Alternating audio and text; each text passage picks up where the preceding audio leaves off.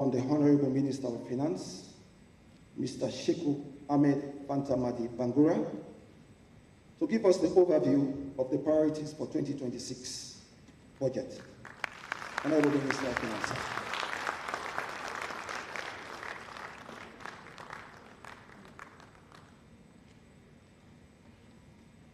Thank you very much, Deputy Secretary for the Nation. Thank you. Honorable Vice President, colleague ministers of government, members of parliament, development partners, representatives of ministries, departments, and agencies, distinguished ladies and gentlemen, I am very, very pleased this morning to present an overview of the priorities for the fiscal year 2026, which align with the aspirations of the government under the dynamic leadership of His Excellency President Julius Maada Bio. These aspirations have been clearly outlined in our National Medium-Term Development Plan for 2026-2030, and this policy hearing offers a platform for us to demonstrate how the government plans to finance the big five game changers.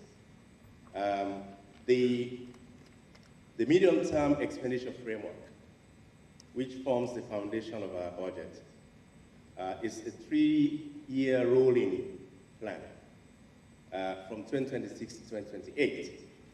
And it will seek to accelerate all the aspirations of the big five to achieve food security, to ensure that we build a vibrant, healthy, inclusive, and gender-sensitive workforce, both middle-level manpower, high-level development of talents, but also to be able to provide the government and the private sector the wherewithal to be able to deliver on our development aspirations. We aim to create 5,000 jobs for our youths in this country, while also strongly pursuing 30% female representation. These are commitments by this government, and we'll ensure that they are delivered. But we also have aspirations to ensure that we invest in infrastructure and technology by building a cashless economy and expanding our financial inclusion, and introducing e-government, and then strengthening the public administration, and scaling up energy production and developing our roads and our transportation systems in the country. But also, I hear the firm commitment of His Excellency in revamping the public service of this country by streamlining. So when you hear the word revamp, you think it's so large now. It's really to streamline and attract and retain for the longest, the brightest pool of Sierra talents that will support our efforts of this country to sustain our development aspirations. These are broad programs for this country, and with these programs, my ministry, the Ministry of Finance, we have prepared and issued a call circular, a budget call circular that provides guidelines to all budgetary agencies of government in how we will prepare our budget proposals. And the budget ceilings will be consistent with the medium-term expenditure framework, where key priorities and administrative issues in preparing their strategies and expenditure estimates are clearly outlined. So we have guided all budget agencies. The process will also be closely guided by law. So Section 33(1) of the PFM Act 2016 requires the Minister of Finance to submit budget and the medium-term estimates to Parliament within the stipulated timeline to allow for thorough scrutiny and ratification. So we'll be doing this between now and by mid-November to ensure that that job is completed as defined by law. So let me apprise you of the economic conditions and the macroeconomic updates of the economy. You've heard statements from the Development Secretary and the Minister of Development on the global situation. Honorable Vice President, distinguished ladies and gentlemen, at the global level, we are dealing with some hard realities, as alluded by the Minister of Development and Economic Plan. We face both direct and indirect impacts of the global political, geopolitical tensions through various channels, including volatility in commodity prices internationally, but also the shifts in our donor policies, and also the declining overseas development assistance, and the reversals in capital flows. These are hard realities that we face as an economy. And I heard my colleague alluded to discussions at Seville. These are realities that we must bring to bear on the way we think around how we are going to plan our own development strides. So we have seen also from previous developments with COVID and the like, that these global conditions, they can be prominent and they can be permanent sometimes. And therefore, bring in serious dynamics in an economy, disrupting what we call supply chains, but also in reinforcing undesirable outcomes in international markets that can quickly transmit into our own domestic price structures. So these are realities that I think we have to bear into mind as we plan in the years leading to 2028. However, in Sierra Leone, we are pleased to report that for the first time in a couple of years, we've been able to establish strong fundamentals in our macro space. We've been able to record single-digit inflation since April 2025 at 9.3%, which 2 or 3 years ago, thank you very much, which 2 or 3 years ago was hovering at almost 54.5%. These are phenomenal strides for our economy, small open economy subjected to fundamental shocks. But what we have seen of late is that this decline in inflation is a very solid, firm achievement built on what we call baseline fundamentals, right? And by the end of July, the number stood at 6.45%. And the month-to-month inflationary rate is below 1%, month by month. So that's really a very solid foundation. And I must say that the steady decline is the result of relative stability in the currency, the exchange rate of the currency, moderation in global food and energy prices, but also improvement in the domestic food production underpinned by the Feed Salon program. And I really want to commend the government and the ministry and its engagement with our people and both businesses, farmers, in ensuring that essential commodities are available in this country and at stable prices. Equally so to the Minister of Trade and the business community. But I want to also say that it is also solidly underpinned by the prudent monetary policy implemented by our central bank and backed by fiscal consolidation and the collaboration between the Ministry of Finance and the central bank. I want to commend our colleagues in the economic management team that the President heads in ensuring that we are on top of these issues and we are watching them very closely. Now, what do these numbers mean? What do they tell us? On inflation, basically what we are saying is that yes, there may be a rise in prices, but the rise in prices are coming up at a very slower rate in the country, which is very good for businesses because they are able to ensure that, and very good even for people and their real earnings. I hear politicians engage in competing these numbers.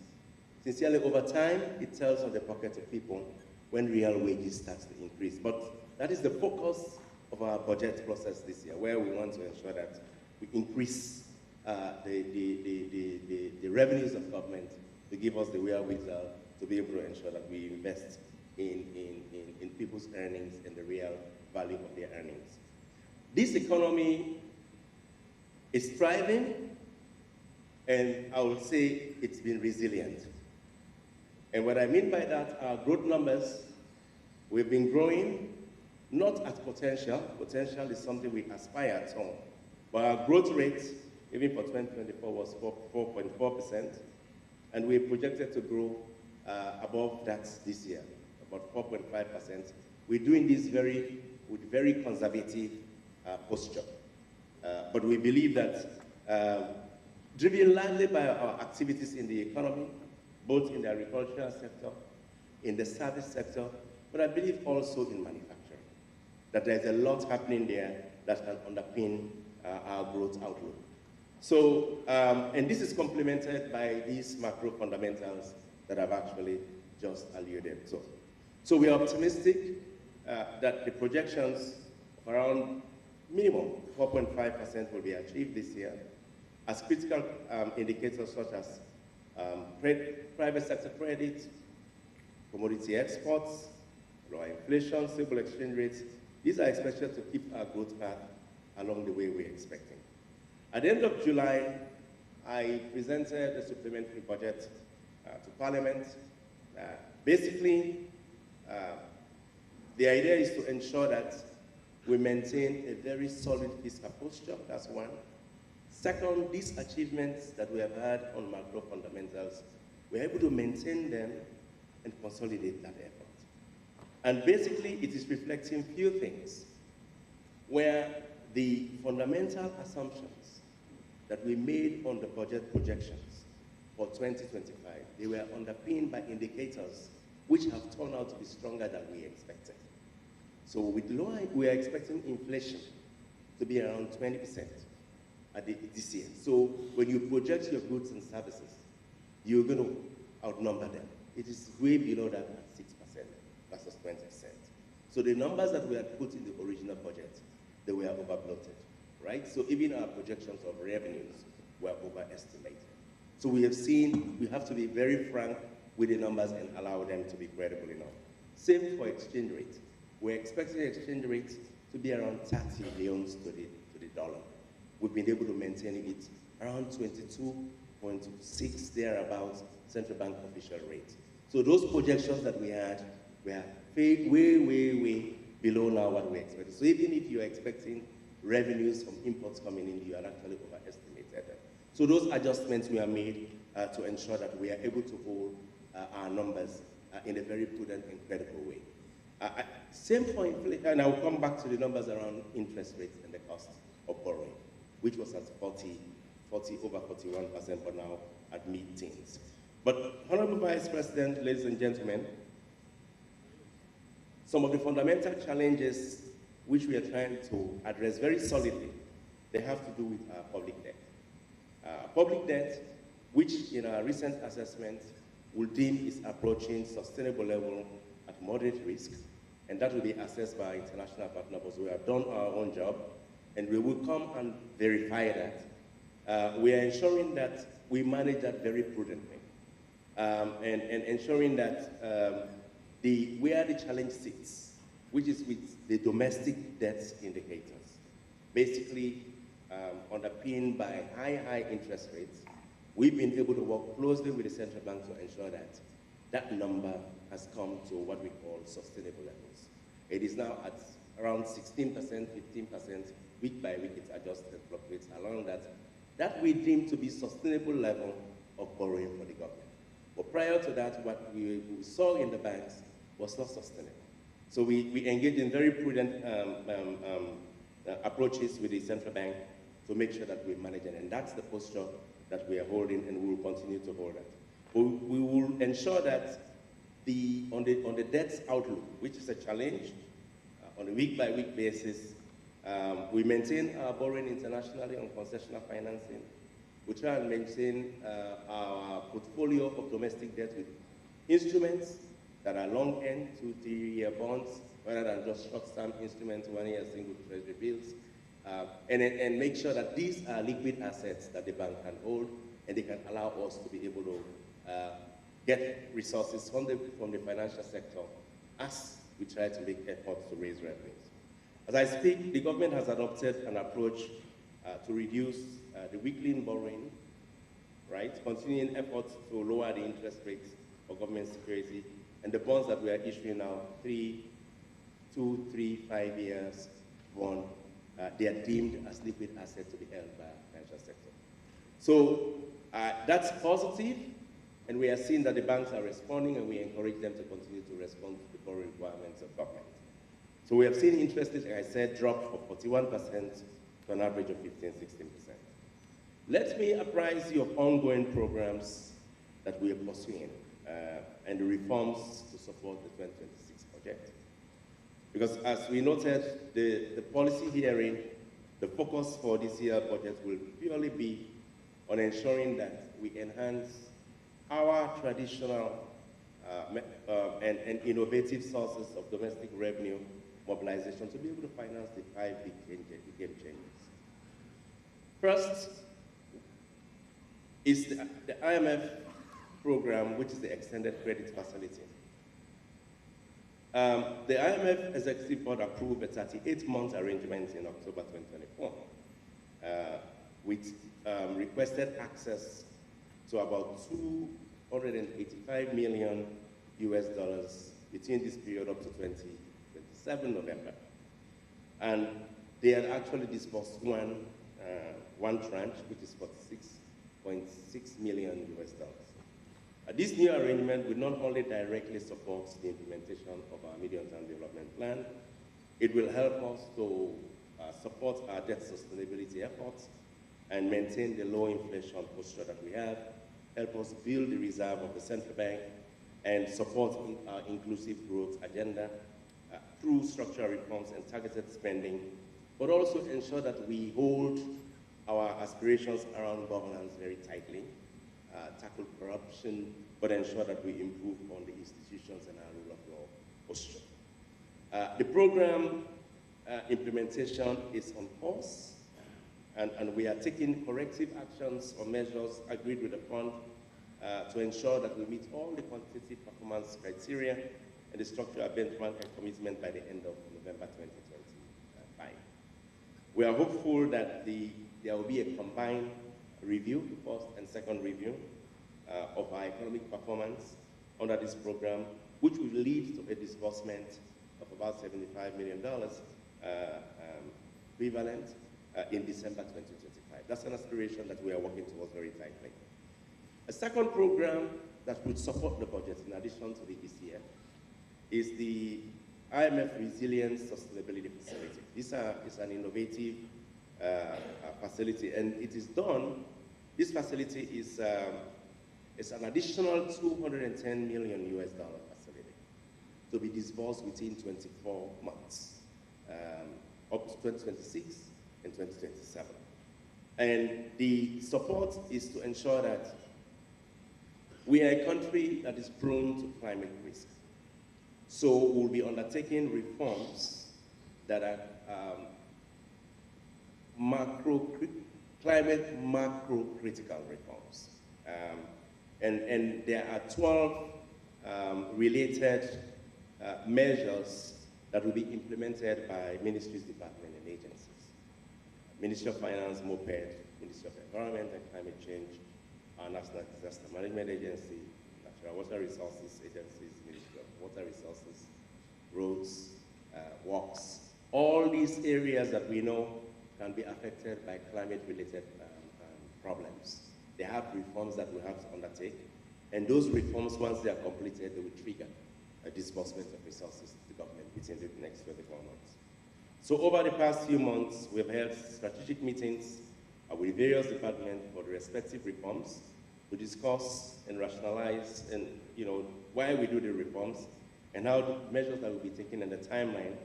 And we have received full commitment from all MDAs to ensure that these are done at the time required for these disbursements to materialize. We can't afford to miss them because they are timelined resources, and any failure in delivering on them delays our access to these resources, and we don't have time. Another element of critical, innovative approaches that we've been pursuing, we will pursue to support the budget, alluded to by the Development Secretary and the Minister of Development and Planning. They have to do with our National Climate Finance Strategy, where we have alluded to huge opportunities for mobilizing climate-related finance, even including resources from the blue economy, but also, I think, the climate economy.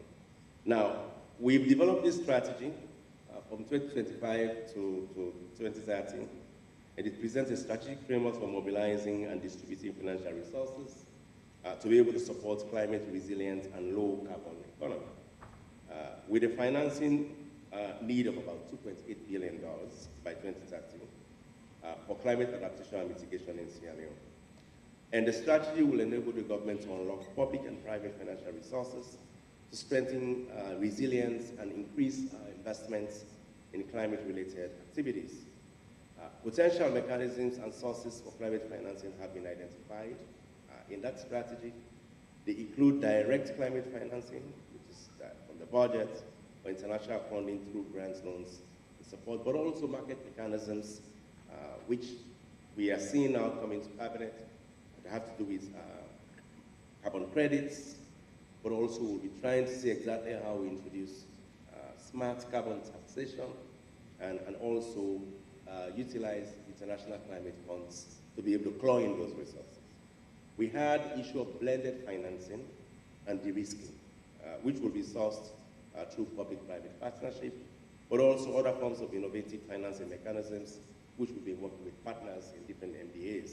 For example, debt for nature swaps, climate swaps, but also debt for health swaps, debt for education swaps. All of those are on the table to ensure that we're able to bring resources. Through the IMF as well, we are trying to ensure that the government optimize fully opportunities for what we call SDR retrocessions. It is another innovative and promising avenue for revenues for the government, basically by strategically utilizing our IMF SDR resources. We are members of this institution. SDRs are locations that are endowments. These endowments can be given to countries as need be. They are out there. But you have to be smart on how you get access to them. A couple of years ago, we've had access to SDR retrocessions during the COVID period. And we think it is time to be able to optimize that, given changing dynamics in ODA. So we're using these reserve assets to ensure that we can cover any drop in other forms of ODA coming to the country. But equally so, Honorable Vice President and distinguished ladies and gentlemen, let me touch on state participation in mining, which I believe is a change in dynamics in the country. And I say it with passion because I believe that the way we've been doing mining in Sierra Leone, we as a government have not been able to, well, I'm going to lay this down. We have not been able to get that much from it. As you are aware, we are endowed with abundant mineral resources. And these mineral resources are available in nearly every district in Sierra Leone. And yet, under the current model that we have in this country, we have a fully private sector-led development. And the government relies only on royalties. And then we offer extraordinary tax incentives, which over time, in not a coordinated way, and it has left the government very weak in clawing back and distorted tax structure. We have got directive from cabinet that we must relook at that. It's a very slow, cautious process because we don't want to distort and disrupt the sector. However, with His Excellency's vision, we did a study supported by partners to understand exactly the depth of the resource wealth of Sierra Leone. That data is available and is in custody of the Ministry of Mines. Individuals, private people can go and buy the data and study more. They are doing it. They will come and they are given first right of refusal, access to license to mine, right? With the law passed by the Ministry of Mines, we now have opportunity for state participation. 10% free undiluted carried interest in any large-scale mining in the country. But the government now has an option to take up to 30% equity participation, which provides an opportunity for direct, predictable access to a flow of resources after tax from the operations of those mines. I think that's a smart law that was passed. And I want to thank the Ministry of Mines, sincerely, for that. The responsibility for the government, the responsibility is to implement that law. Implement it at the minimum. You are not coercing anybody, but what you are doing is you are telling them, if you come, we give you license. We as a government have a stake in here. Let's work together or partner with you. No coercion, but we need a stake in it. A stake that can allow us to predict contributions both to the reserve, but to the budget, and to enhance our development aspirations. So I am appealing that henceforth, all those licenses that have been given to private entities, they are approaching us in the Ministry of Finance, they are asking for fiscal concessions. The first implementation of that law in the Ministry of Finance is to ensure that our fiscal provision for state participation takes effect henceforth. That's how we are going to do it. And I think it starts from all the resources. There are mines that are approaching us already for mineral sands, for lithium, for gold. All those mining, they are coming to the Ministry of Finance. The first thing I've said to my colleagues, I'm chairing those negotiations. And I tell everybody that comes, 10% is given, but we as a government, we are in a position to take up to 30, 35%. We'll invest with you. And I think they are positive. The reason is simple. They are very positive about it. The reason is very simple. They believe with government stake in it, they are protected government after government. Yeah? They are protected government after government in their investment. That's really the whole issue here. Nobody comes and distorts your operation. Nobody comes and changes what you have. And then we, as a government, are able to predict the resources that we have. This is a policy that I think innovative, and we are taking it, but we are stepping it further. How are we stepping it further? We now have the opportunity, or we define it properly. The state commercial participation in the mining sector is supported by an entity of state land, where the state itself, if the resource is strategic enough, with global value, right? The state will take full 100% control to develop it. This is not rocket science. That's why the Ministry of Mines is there and the Ministry of Finance is there. We should both work together to do what? To make sure that that initiative is done and done in a very deeper way, even including our people in the community. That's how, because I think when the state participates, it is the responsibility of the state to build and develop the infrastructure beginning from where the resource is exploited. So that's the approach that we are using, and we'll change this entire narrative around mines and mining. I think that's the approach, and it's beginning from 2026, you begin to see how this dynamic reflects the way we are thinking in the country. You had all this noise around Kasafoni. The Kasafoni noise was to ensure that we start telling people that it can be done right. It's a deliberate policy of His Excellency. This is not something we are imposing on manufacturing. It is his vision, and he said, let's do it right. Once we get it right, it is possible that it will be corrected henceforth. So that's the strategy, and I want to say, all we are doing, we are implementing the law in the vision of His Excellency. So that's one area that we know will begin to contribute to the development aspiration as we have written in the medium-term project. We will improve our domestic revenue mobilization efforts through taxation. But we are doing smart taxation. And what are we trying to do here? We have a medium-term revenue strategy of the government that we designed in 2023, approved by Cabinet. It goes up to 2027, 5 years out. And in that, what we are doing is we're changing tax policies, that's one, but also we are reinforcing tax administration to ensure that compliance and streamlining the regulatory aspects around taxes. The idea is not to tax people too much. The idea is to tax people appropriately. And what we have been doing in the last couple of years is to protect the vulnerable in society, those who don't earn too much income, but ensure that we tax corporations and tax those who are high earners, high net worth persons. That's what we are trying to do, to plow in the resources. But make sure those who are supposed to pay taxes pay. Because for those who are at the lower ladder, the truth is this: they will pay their PAYE, which is one of the highest way we collect taxes. They pay their PAYE. But for corporations, they are very smart. at actually hiding taxes. It's a smart way. They pay accountants. The accountants tell them how to make their books. So we are building the capacity of the NRA to ensure that they do this properly. But what are we doing? We do it through technology. We do it through smart tax policies.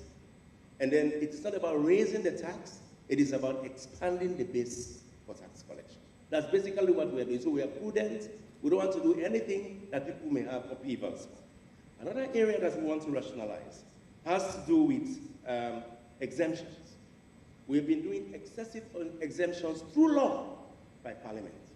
Companies can, yes, you incentivize companies for investment. But truth is this, we are giving exemptions on nearly every sector in the country. We have to, so we are rationalizing that now to see where is it that really tax waivers and exemptions, beyond what we have signed up to internationally, why is it that it must be applied? And what should be the rationale for it? Not on everything. We are giving on everything for exemptions, and it is written in law. So I'm trying to look at that to rationalize, and this is something that we have discussed with our partners. Our systems, I've spoken about technology, and our systems in NRA have to speak to each other. So they have an integrated tax administration system, whether it's for corporate tax, whether it's for GST, whether it's for excise, and customs, which is international trade taxation. All of those, the technology that are being used there, we are going to ensure that those technologies, they speak to each other. Why? For data analytics, and ensure that if you do excise taxation properly, which we are doing through SICPA, which is the track and trace for excise taxes, it gives you total volume of a turnover of a company, right? Which affects your corporate tax, but also it affects the goods that are produced singularly within the country. But they should be able to speak to each other, right? So that information should go into the ITAS and allow NRA to do proper audits. So we are looking at all of those technologies and ensure that they are properly done. So, Honorable Vice President, distinguished ladies and gentlemen, at this point, I just want to emphasize that going forward into 2026, our actions to support the budget, they will be anchored on two fronts. First, the ministry will continue to work with all the agencies on the wider government architecture to ensure that these macro gains that we have had, they are sustained, that's one.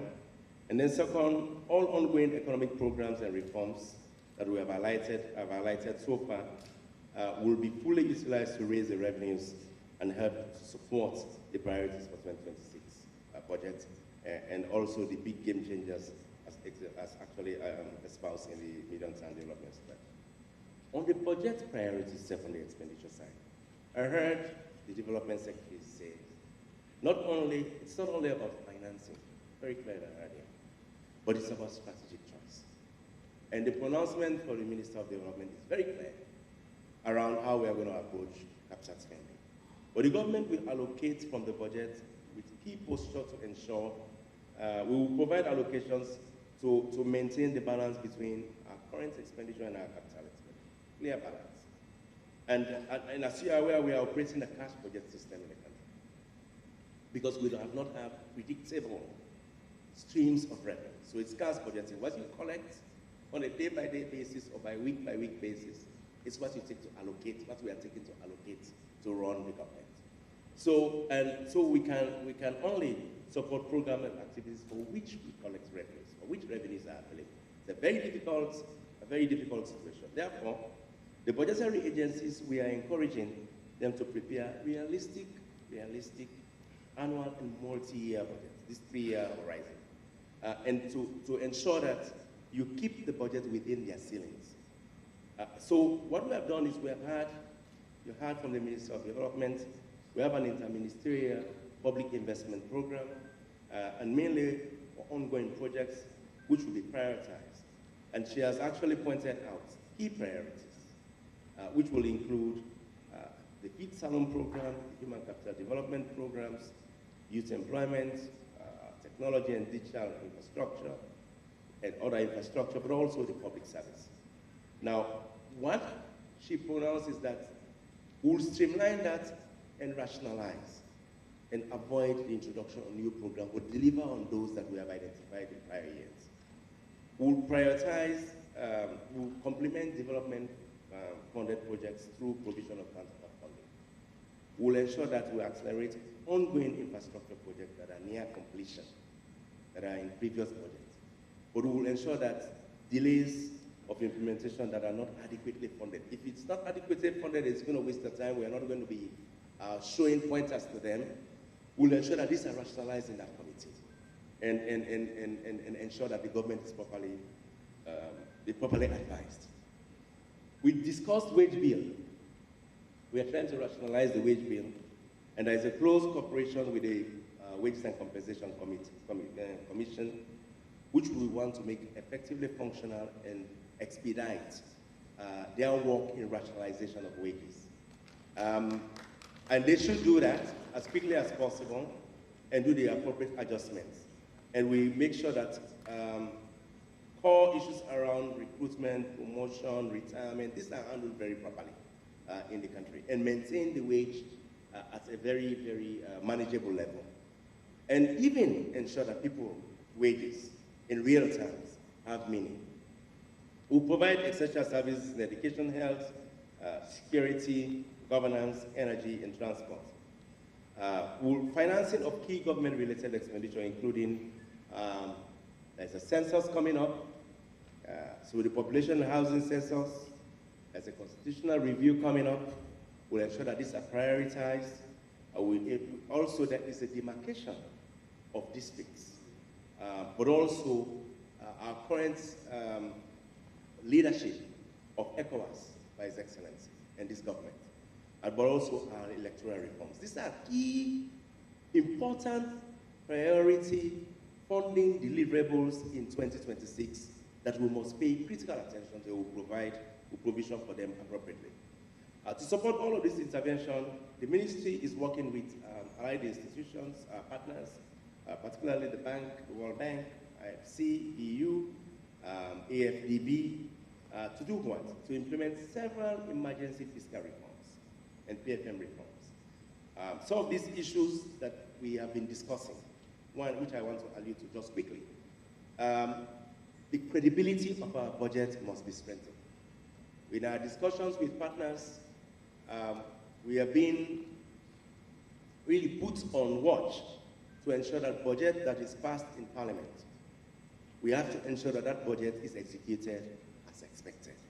If there are shortfalls, we go back and seek the relevant legal powers to spend.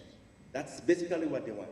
And ensure that ministries, departments, and agencies and the leadership there maintain what is required as per the PFM Act. That's the discipline that they're asking us to do. But also, audit service.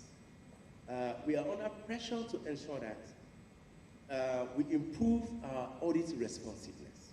How do we relate to the recommendations in the audit reports?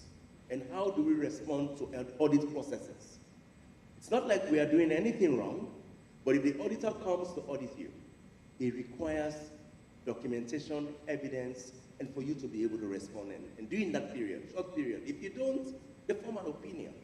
Not that you did anything wrong, but they form an opinion that castigates and drops very negatively on the government. So it's an issue they are asking us and ensuring that that entity is autonomous and independent. That's really what it is. So we'll continue to ensure that we strengthen our agencies in ensuring that we carry that image, because partners give us money and they want to ensure that we are accountable for the money that they give, even on top accountable to the people for the resources that we generate.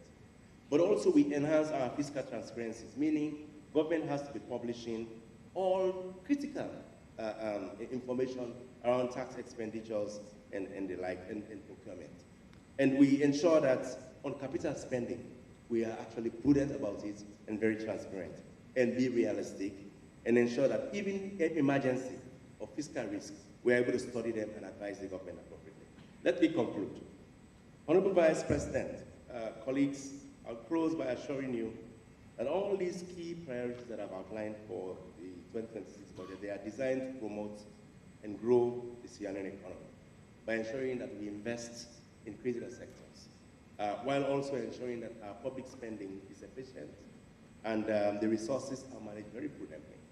Our focus will remain on promoting the well-being of the people of this country, ensuring that our social services and infrastructure are properly provided, but also we create opportunity for jobs and guaranteeing that the government can deliver in a very transparent way on the results that we are set our eyes on. So I want to humbly take this opportunity to thank His Excellency for the dynamic leadership and your Honorable Vice President, Minister, who lead in steering our economic management team, and the development, Minister of Planning and Economic Development, our colleagues, Deputy Minister 1 and 2 in Finance and the FS, and the entire Ministry of Finance Directorate and our colleagues in MDAs for supporting this process, an annual process.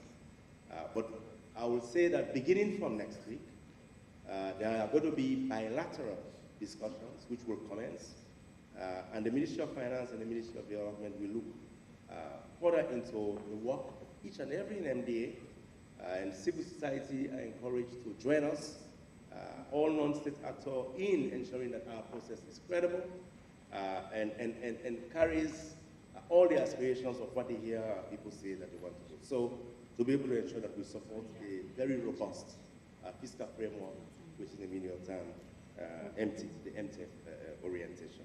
So let me stop there, and thank you very much for listening. Thank you.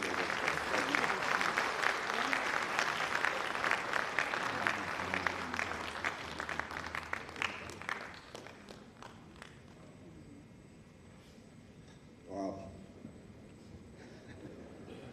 Do I want to be the Minister of Finance? No.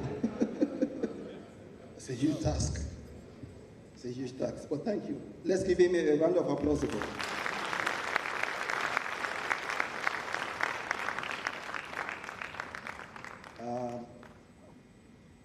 It's important to just highlight a few things that he mentioned, so that as we go into the next session and as we go into the discussions, the bilateral budget discussions in the coming weeks, we pay attention and focus on those things. It's a 3-year rolling plan, and it's anchored within the medium-term national development plan. So if you are preparing your budget and you are not actually linking that to the medium-term national development plan, you have no space. Pay attention to that. You have been guided by the budget call circular. Read it. Ceilings are there. Don't go off that. Pay attention to that as you develop your budget and as you push for the budget for 2026. The global realities, he's re-emphasized that. Everybody knows that. We need to recalibrate. We need to be innovative. Of course, it was very heartwarming to look at the strong macroeconomic fundamentals. Inflation rate, single digit, for a long time now. Exchange rate, it's gone down, very stable for months. Let's applaud the ministry and the Bank of Sierra Leone for this wonderful job. Thank you very much. We note the contribution of the Ministry of Agriculture under the Fruit Salon program and the Minister of Trade in getting our prices stable. We are thriving. We are a resilient economy. We are hopeful. We are thinking about a 4.5 economic growth. That's forward-looking. We have challenges, of course, our public debt. We have to manage that. We have to be very prudent around it. Mr. Minister, you mentioned about the IMF programs. And it's very important that the ministries, departments, and agencies that have triggers, that have things set out, that the reforms that we are supposed to do, pay attention to it. Otherwise, we don't cash it. We will not have the monies. But I also want to draw your attention, Mr. Minister, that in as much as we are pushing the ministries, departments, and agencies, let's provide the needed support to these ministries to deliver on those reforms. If we don't provide the resources for the ministries, they will not deliver and will not meet the IMF conditionalities.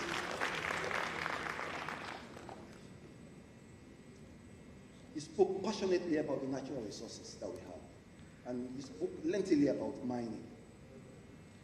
I have said in my statement that we needed to be smart, we needed to be innovative, we needed to have cutting-edge negotiation and partnership skills. And I think that's the drive you're pushing. Thank you very much. We will have to use our natural resources to fund our development aspirations. That's the only way out. Let's not give out our natural resources for peanuts. No more. Let's be strong. Let's be resilient around that. That's the only way we're going to get funding, moving our processes forward. Smart taxation, thank you. We would like to see that move on and the technology that you're trying to do. Realistic budgeting within the ceilings, I have mentioned that, and we have to streamline and rationalize. You rationalize the wage bill.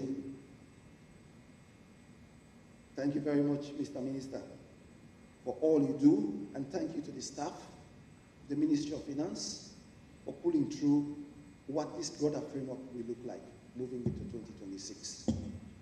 Thank you so much. On that note, I would now like to welcome the Honorable Vice President of the Republic of Sierra Leone, Dr. Mohamed Julde Jallo,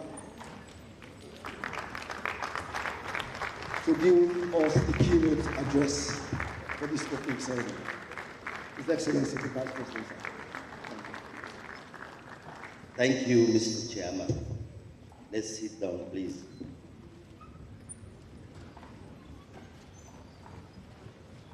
Mr. Chairman, honorable ministers, members of development partners, members of parliament, senior colleagues of respective MDAs, distinguished ladies and gentlemen. First, let me start by thanking the Ministry of Finance for inviting me to this year's budget hearings, financial year 2026, which is now a tradition that at the start of every budget year, we come together to share ideas. Please, distinguished ladies and gentlemen, allow me to share some perspectives with you regarding particularly the theme for this year, enhancing traditional and innovative sources of domestic resource mobilization to finance the Big Five changes. Honorable Minister of Finance, I must tell you that this theme is not only timing, it is not only apt, but it is a theme that reflects broader thinking process within least developed countries. It is timing because today the global economic